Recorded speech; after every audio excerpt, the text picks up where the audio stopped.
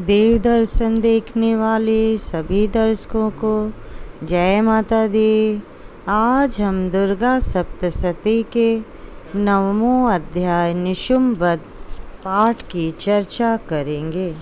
मैं अर्धनारेश्वर के श्री विग्रह की निरंतर शरण लेता हूँ। उसका वर्ण बंदूक पुष्प और सुवर्ण के समान रक्त पीत मिश्रित है। वह अपनी भुजाओं में सुंदर अक्षमाला, पाद, अंकुश और वरद मुद्रा धारण करता है। अर्धचंद्र उसका आभूषण है तथा वह 3 नेत्रों से सुशोभित है। राजा ने कहा, भगवान, आपने रक्त बीज के वध से संबंधित रखने वाला देवी चरित्र का यह अद्भुत महात्म्य मुझे बतलाया। अब रक्त बीज के मारे जाने पर अत्यंत क्रोध से भरे हुए शुंभ और निशुंभ ने जो कर्म किया उसे मैं सुनाता हूँ।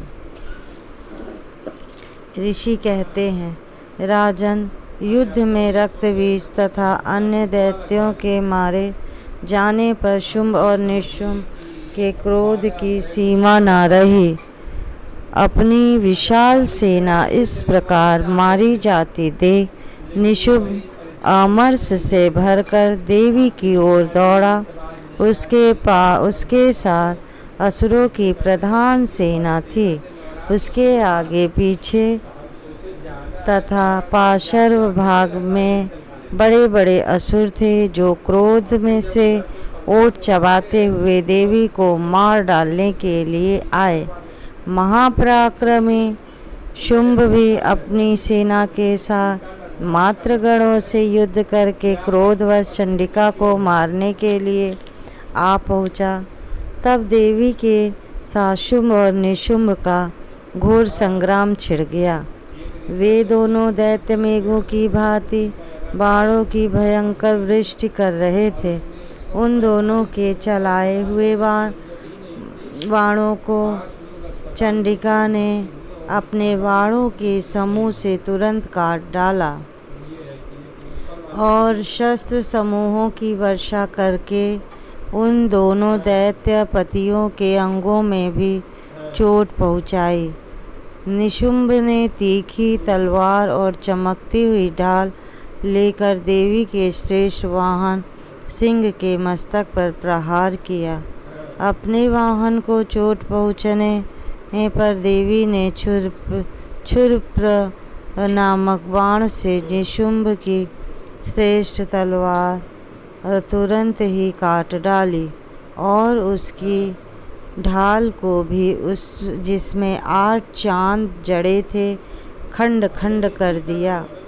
ढाल और तलवार के कट जाने पर उस असुर ने शक्ति चलाई, किंतु सामने आने पर देवी ने चक्र से उसके भी 2 टुकड़े कर दिए।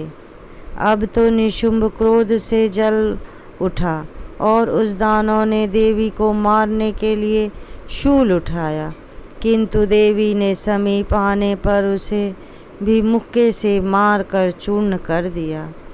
तब उसने गदा घुमाकर चंडी के ऊपर चलाई, परंतु वह भी देवी के त्रिशूल से कटकर भस्म हो गई। तदंतर दैत्यराज निशुंभ को फरसा हाथ में लेकर आते देख देवी ने कहा, देवी ने बाण समूहों से घायल कर धरती पर सुला दिया।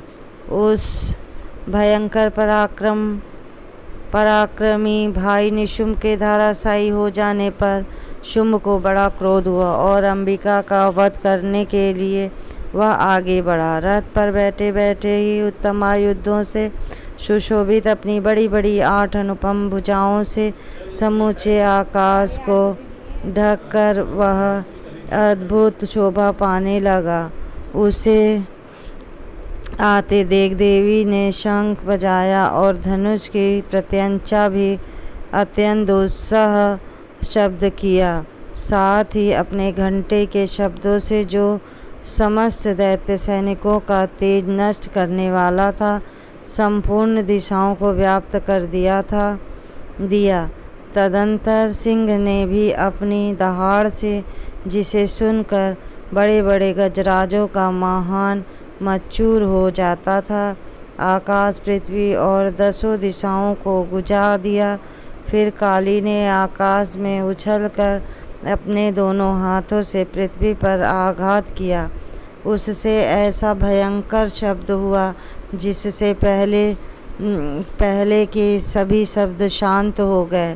तत्पश्चात शिवदूती ने दैत्यों के लिए अमंगलजनक अट्टहास किया। इन शब्दों को सुनकर समस्त असुर थर्रा उठे, किंतु शुंभ को बड़ा क्रोध हुआ। उस समय देवी ने जब शुंभ को लक्ष्य करके कहा, ओ दुरात्मन, खड़ा रह, खड़ा रह। तभी आकाश में खड़े हुए देवता बोल उठे, जय हो, जय हो।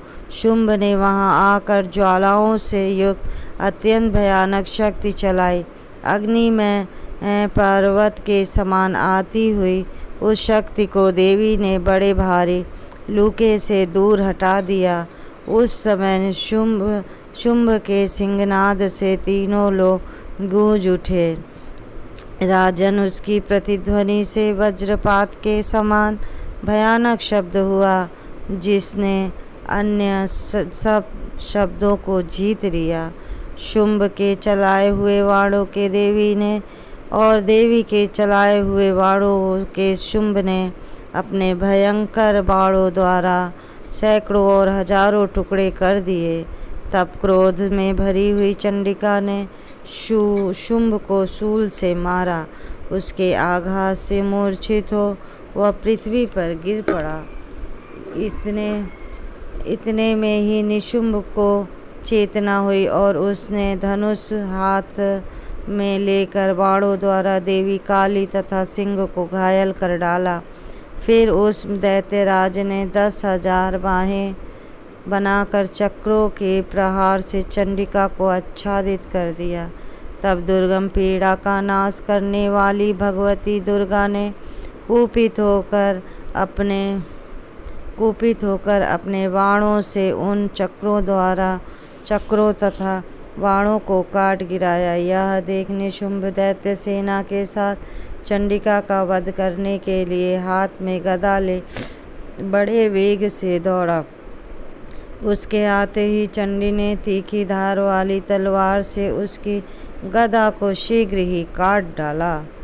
तब उसने शूल हाथ में ले लिया। देवताओं को पीड़ा देने वाले निशुंभ को शूल हाथ में लिए आते देख चंडिका ने वेग से चलाए हुए अपने शूल से उसकी छाती छेद डाली। शूल से विदीर्ण हो जाने पर उसकी छाती में एक दूसरा महाबली एवं महापराक्रमी पुरुष खड़ी रह कहता हुआ निकला।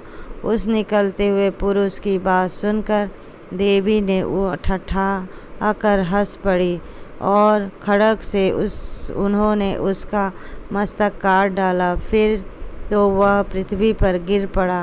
तदंतर सिंह अपनी दाढ़ों से असुरों की गर्दन कुचलकर खाने लगा। यह बड़ा भयंकर दृश्य था। उधर काली तथा शिवदूती ने भी अन्य दैत्यों का भक्षण आरंभ किया। कौमारी की शक्तियों से विदीर्ण होकर कितने ही महादैत्य नष्ट हो गए। ब्रह्माणी के मंत्रपूत जल से निस्तेज होकर कितने ही भाग खड़े हुए। कितने ही दैत्य माहेश्वरी के त्रिशूल से छिन्न भिन्न हो धराशायी हो गए। वराही के थूथन के आघात से कितनों पर पृथ्वी पर कचूमर निकल गया। वैष्णवी ने भी अपने चक्र से दानवों के टुकड़े कर डाले। इंद्र के हाथ से छूटे हुए वज्र से भी कितने ही प्राणों से हाथ धो बैठे। कुछ असुर नष्ट हो गए, कुछ उस आयुध से भाग गए तथा कितने ही काली शिवदूती तथा सिंह के ग्रास बन गए। इस प्रकार श्री मार्कंडेय पुराण में सावर्णिक मनवंतर की कथा के अंतर्गत देवी महात्म्य निशुंभ वध नामक 9वां अध्याय पूर्ण हुआ। आप इस पाठ को स्वयं पढ़ें, दूसरों को पढ़ाएं और यदि नहीं पढ़ सकते हैं तो हमारा वीडियो खोलकर सुने। इससे आपकी दैहिक दैविक भौतिक उन्नति हो, हम सभी का मंगल हो। फिर एक नई वीडियो के साथ मिलते हैं। जय माता दी। लाइक शेयर कमेंट सब्सक्राइब करते रहें। जय माता दी।